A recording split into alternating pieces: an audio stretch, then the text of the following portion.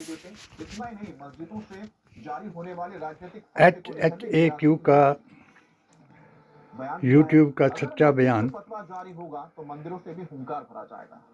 BJP और RSS केवल नेहरू गांधी खानदान और मुसलमान को बताएगी बेईमान।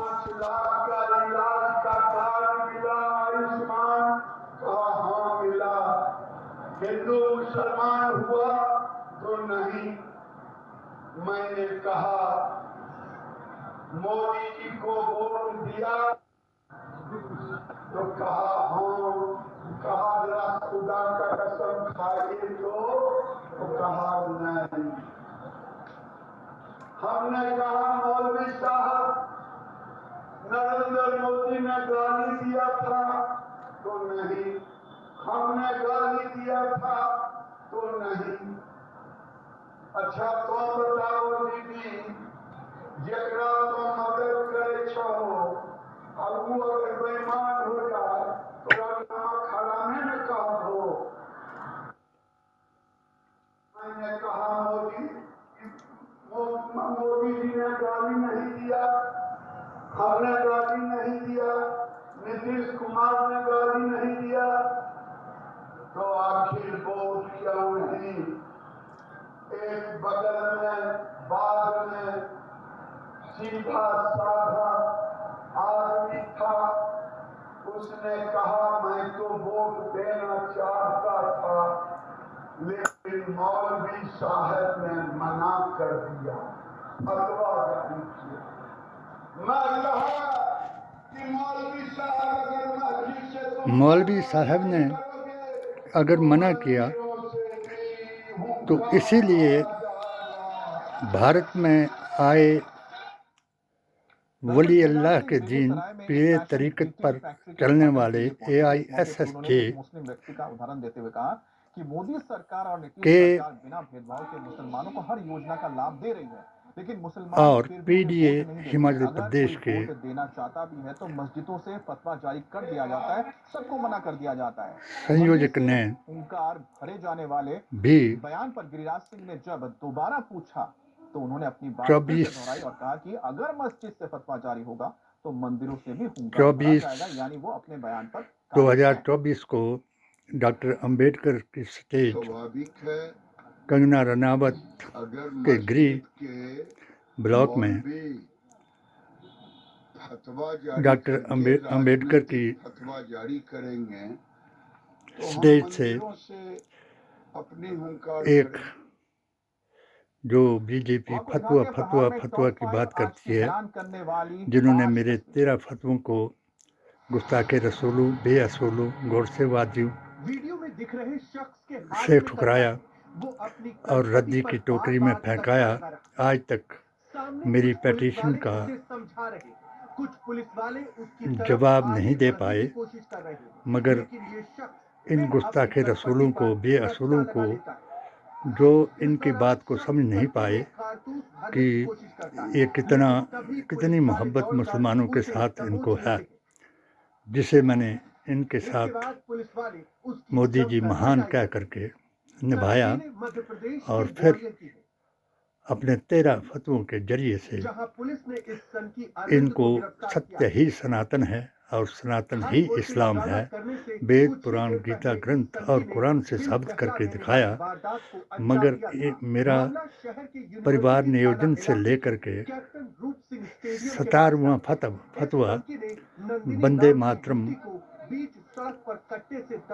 और भारत माता की जय पर मैंने दिया। आज भी मैं ये फतवा जब हर मेरी सत्य की पुकार को हिंदू, मुसलमान, सिख, ईसाई, बौद्ध, जैन, आदिवासी, PDA, मूल निवासी, भारत का हर एक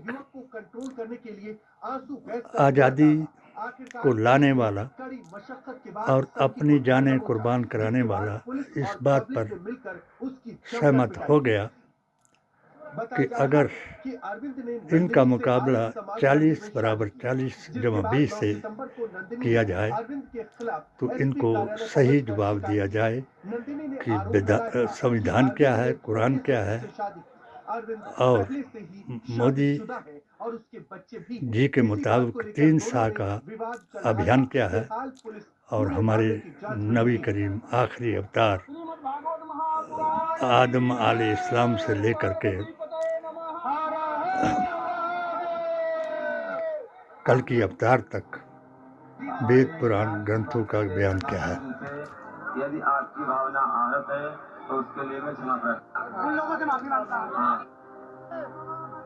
पहचान छिपाकर कथावाचन, पोल खुली तो कैमरे पर माफीनामा।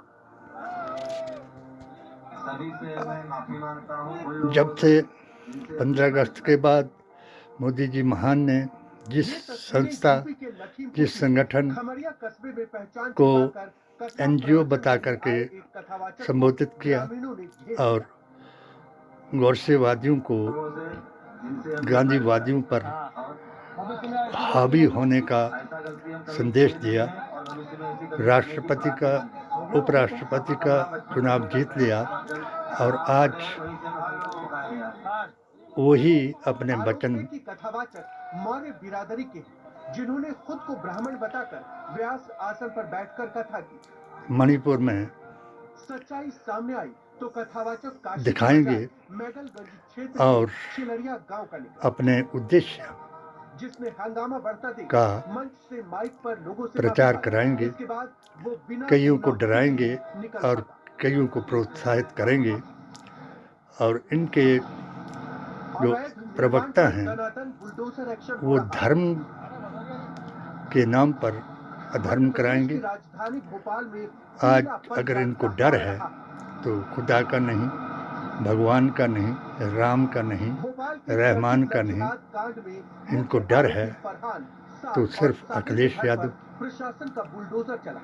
ये कार्रवाई भोपाल के रायसेन रोड के अर्जुन नगर इलाके में हुई और तेजस्वी यादव 500 से ज्यादा और उन सत्य के महात्मा गांधी अवतार, गणेश विसर्जन का उत्सव चल रहा है। सत्य के न्याय दिलाने वाले, भारतीय संविधान को दिखाने वाले राहुल का है, जिसके लिए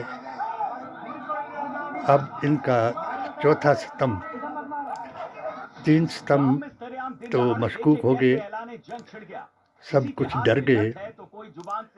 पहला स्तंभ था इनका ईडी, दूसरा स्तंभ था इनका AVM, तीसरा स्तंभ था इनका